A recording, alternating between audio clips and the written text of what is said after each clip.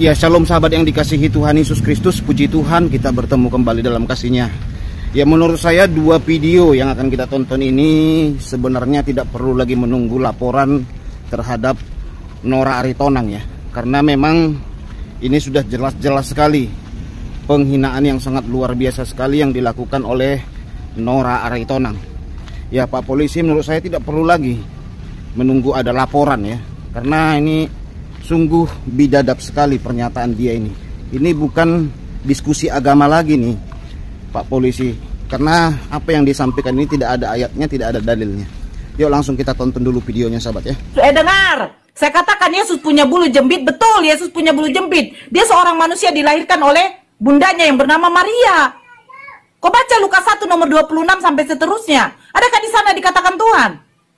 Terus ketika saya mengatakan saya tidak mau lagi menyembah nonot, saya tidak mau lagi menyembah nonot yang ada bulu jembitnya, betul. Karena apa?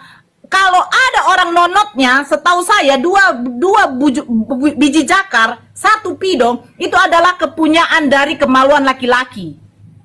Apakah saya harus menyembah Tuhan saya yang punya kemaluan?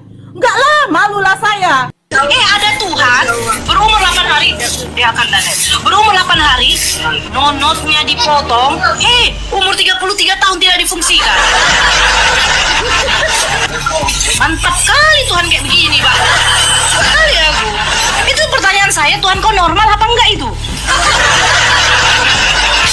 Yesus normal apa enggak itu? Jangan-jangan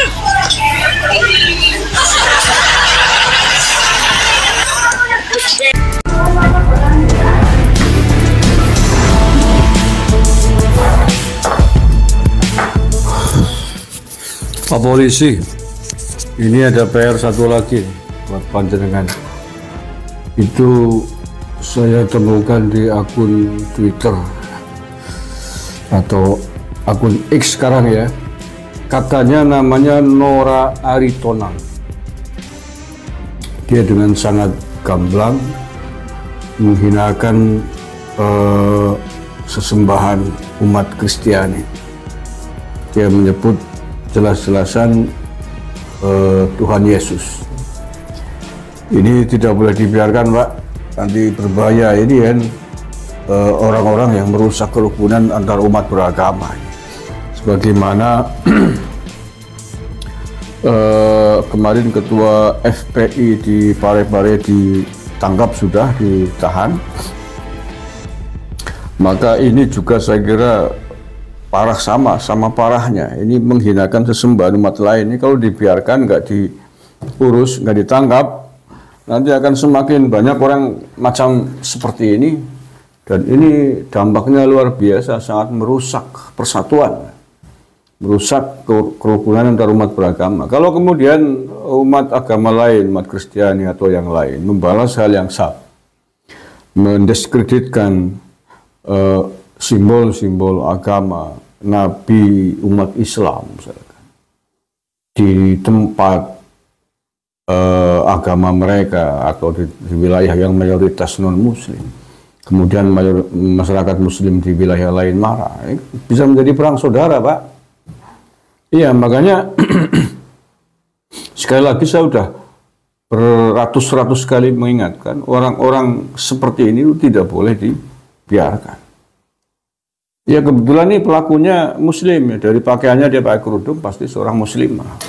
Apalagi seorang muslimah sebagai warga mayoritas di tanah air ini ya, mestinya memberikan contoh yang baik, memberikan teladan uswah yang hasanah yang baik kepada warga lain yang minoritas. Jangan mentang-mentang mayoritas kemudian seenaknya menghinakan, merendahkan, menyudutkan sesembahan nabi umat agama lain. Nah, saudara yang terkasih, mungkin Nora Aritonang ini nggak tahu kejadian pada Piala Dunia pada masa dahulu ya, di mana seorang pemain bola bernama Zidane menanduk pemain lawannya. Dan Zidane ini akhirnya mendapat dukungan dari banyak orang. Kenapa dia menanduk lawannya? Kabarnya, menurut orang lawannya itu menyebut alat kelamin daripada ibu Zidane, sehingga dia marah besar. Ada banyak kejadian kasus di dunia ini, saudaraku. Orang jadi menghabisi nyawa karena menyebut alat kelamin ibunya atau bapaknya. Kenapa hal tersebut membuat orang marah?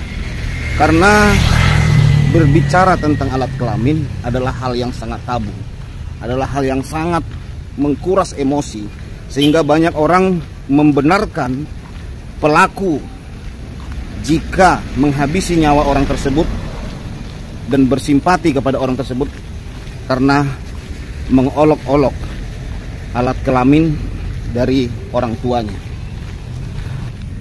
Saya melihat kenapa sampai ada tokoh besar NU sampai marah, sahabat, melihat video ini.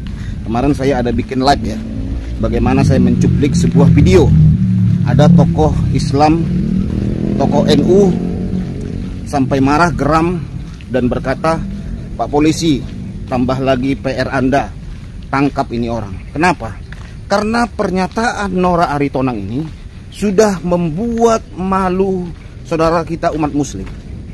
Karena apa yang disampaikan ini bukan dakwah, sahabat. Dan ayat yang dia kutip, kalau kita baca ya dalam Lukas itu, tidak ada di situ ditulis tentang nonot. Nggak ada. Nggak ada di situ ditulis tentang jembit. Nggak ada, saudara. Jadi memang dia khusus menghina-hina, mengolok-olok. Saya pun tentu saja marah kalau orang berkata kepada saya, apakah saya mengibukan mama saya, termasuk jembit-jembitnya? Apabila ada orang berkata begitu kepada saya, pasti saya marah. Apalagi ini berbicara tentang ketuhanan. Dia kan tidak tahu kenapa Tuhan itu harus menjadi manusia dalam keimanan Kristen. Dia nggak tahu, sahabat. Sementara Tuhan sudah bangkit naik ke surga. Sisi kemanusiaannya sudah tidak ada lagi, tetapi dia bawa-bawa sisi kemanusiaan. Luar biasa memang Nora Aritonang ini. Penghujatannya membuat pedih hati seluruh umat beragama di Indonesia ini. Membuat pedih hati saudara umat muslim. Membuat pedih hati seluruh agama di Indonesia ini karena pernyataan dia. Kalau ada orang beragama terus dikatakan, apakah kamu juga menabikan jembitnya? Tentu saja orang pasti marah, sahabat. Apalagi sampai dibahas-bahas hal-hal yang tersembunyi seperti itu. Kenapa orang telanjang itu bisa terkena pidana asusila?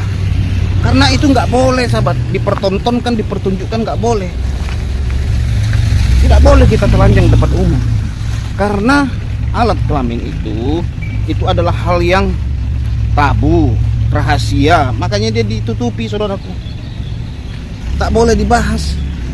Kenapa film-film biru itu dilarang? Tidak boleh ditonton. Karena itu menampilkan hal-hal yang tersembunyi. Menampilkan kelamin yang harus ditutupi sebagaimana peradaban norma-norma secara manusia. Jadi menurut saya, pihak kepolisian Indonesia tidak perlu lagi menunggu laporan. Ya memang kabarnya sudah dilaporkan sih.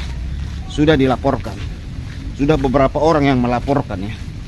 Nah, tetapi menurut saya diabaikan saja itu laporan karena ini sudah luar biasa penghujatannya.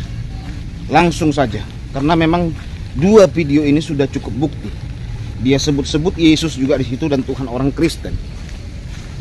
Jadi tidak perlu lagi harus menunggu laporan. Tidak perlu lagi harus menunggu ada demo, ada protes-protes gitu ya. Nggak perlu lagi, saudara.